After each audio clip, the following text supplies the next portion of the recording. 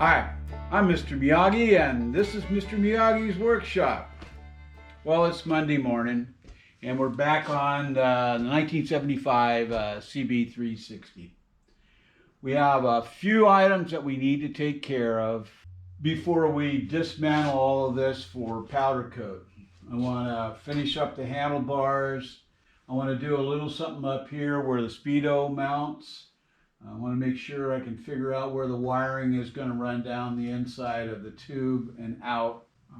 Like I said, I also want to get the brake light switch put in, so it's in an area. Finish the door off on the other side. Oh yeah, we need to put the set and drill the holes for the push buttons on the handlebars. So let's get to it. Now all we're trying to do here is get these buttons lined up. So you definitely want to find the center of the bar. I measured down, this is like 13 1/4 both ways.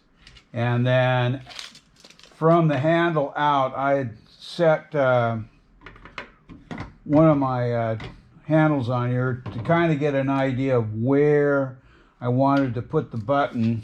And I've set it up on both sides here, and these are set up from the edge of the bar down on both sides is about 7 inches. Now that's going to differ between all your guys' bars and stuff and how you got them set up. Also, what we need to do is we need to put an exit hole on the underneath side of these bars. So drill the main hole, set these in, set the wiring in there, and then mark these spots here, drill and tap those. So when it comes time for this to come back from powder coat, all we got to do is clean up those threads and then slide the wiring in.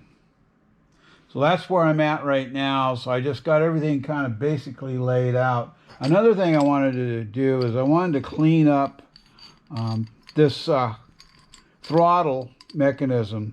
A lot of times with the problem with it, these are casted and they end up being a little thicker on the inside, so they tend to want to rub on the handlebars. So I need to clean up the inside of this a little bit and then make sure that the tips of these handlebars don't have any burrs or edges on them. So I'm going to take care of that right now. One of the things I did to make sure that these marks are at the same is I laid them flat down on a bench, and I just made I have these little washers that I put together, and then they set at the right height that I wanted, and then I just marked it, and I was able to go over here on the other side. So that would make both of these marks even. So that's just something to keep in mind. Now I'm going to go mark these holes, and I like these little stamp punches. They work quite well. They're just a pressure switch. Push down on them, and then they do a nice little dent in there instead of trying to take a hammer and a punch. You can buy these online, or heck, I think I even got one at Harbor Freight. Yeah. There's a little different one. This is the one I got. It's made in Taiwan. And then this one I got from Harbor Freight. Now it does have a little longer stroke on it, which is sometimes kind of nice when you want to get into a tight area.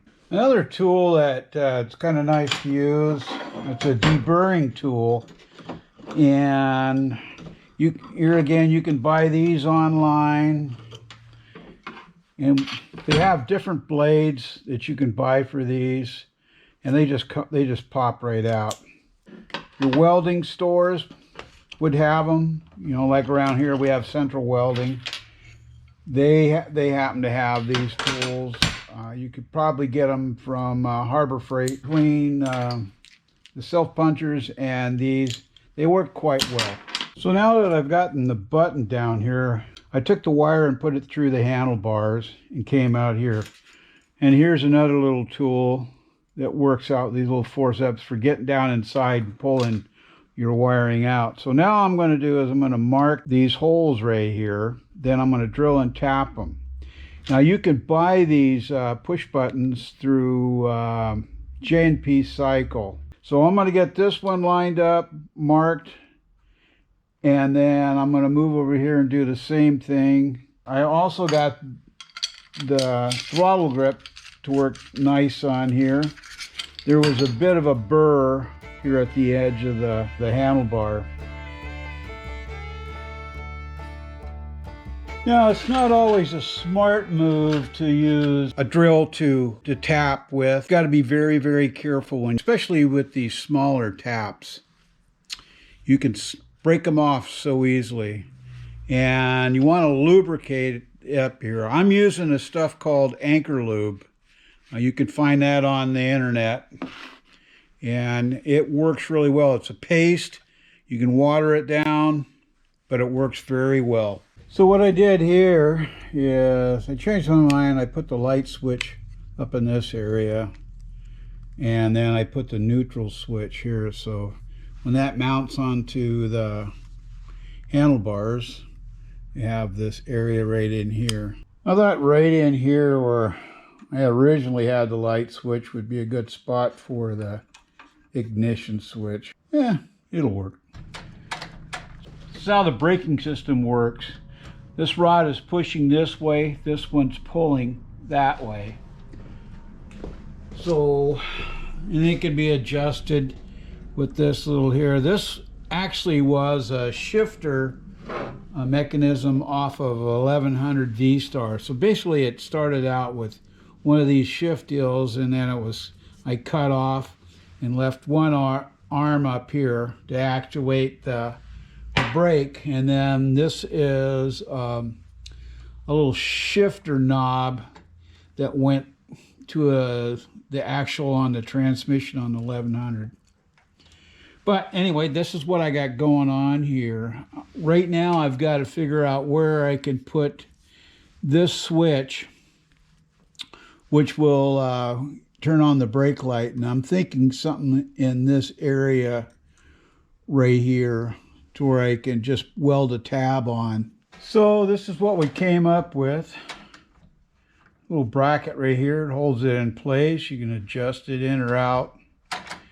And the spring I just drilled into this little arm there so that it pulls on that. So it should be just fine. Yes, I did test it to make sure it worked. So moving right along, one of the things, once this frame gets, we got to cut this piece totally off here because it does no good, and it'll give me a better way to route the wiring up to the box. Well, now we're at the stage, finishing up the welding, bit of grinding, maybe some drilling. Oh my goodness, it's on its way to powder coat soon. Well, another day in the shop. Frame has been stripped down. The holes, wire holes have been put in. Welding has been done where it's needed. And just basically checked over. Right now I'm getting ready to strip down the wheels, take the tires and everything off. So we're going to take this tire off here. I happen to have this machine. It's called a Nomar. And I ended up buying it a while back. It just bolts to my floor. I can move it all over the shop, but it does have some nice parts to it.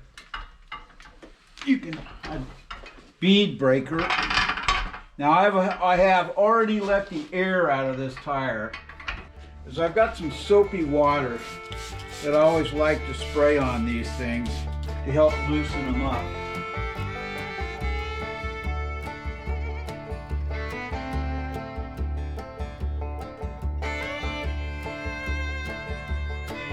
You can see that one went a little easier.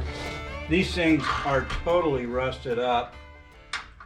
I was going to see if I can save them and just have them powder coated. This has a clamp system on here that clamps against the rims, but you can see how badly these things are rusted up.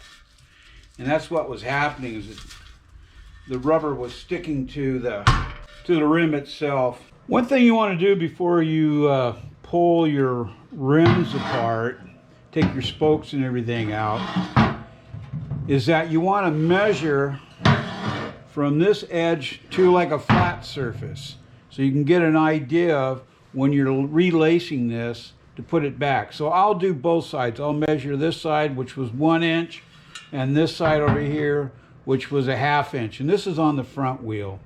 Now that'll vary from different rims and such, but then that gives you an idea when you can come off a straight edge on your stand and get a measurement to see where your rim is sitting. Another thing too is I like to take a picture of both sides, and that gives me an idea of which way the spokes are running, because sometimes I don't always remember, is that I will find where the valve stem comes in and mark it, take a picture of that, both sides, flip it over and just mark it.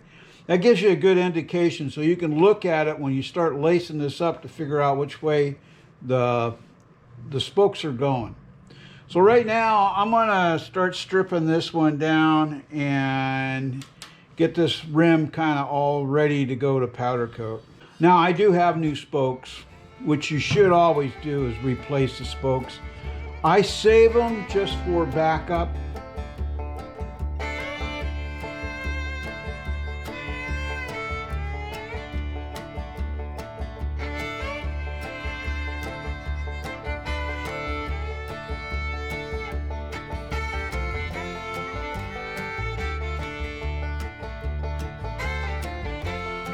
Now you probably noticed that sometimes I had to use heat to loosen up those nipples for the spokes, and then sometimes I also use most of the time I use this buster on there. It's just a penetrating oil, and let it sit for a little bit. But sometimes you do have to use heat.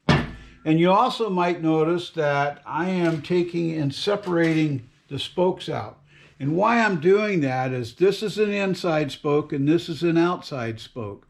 And there are two different links here on the spoke itself.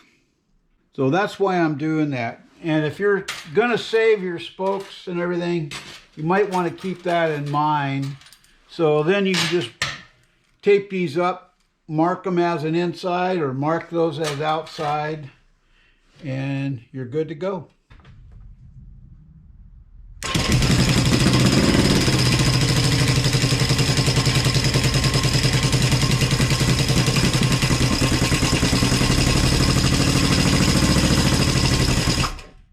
Everything is in the powder coat now.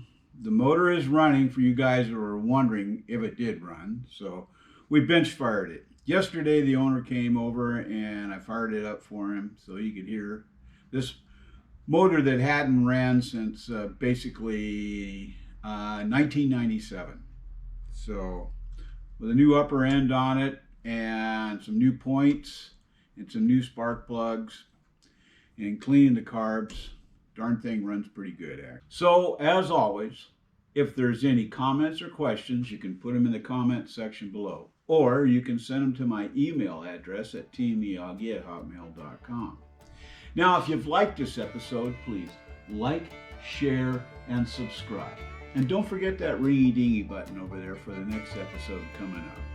So, this is Mr. Miyagi saying, be safe out there, and hope to see you on the road. Ciao.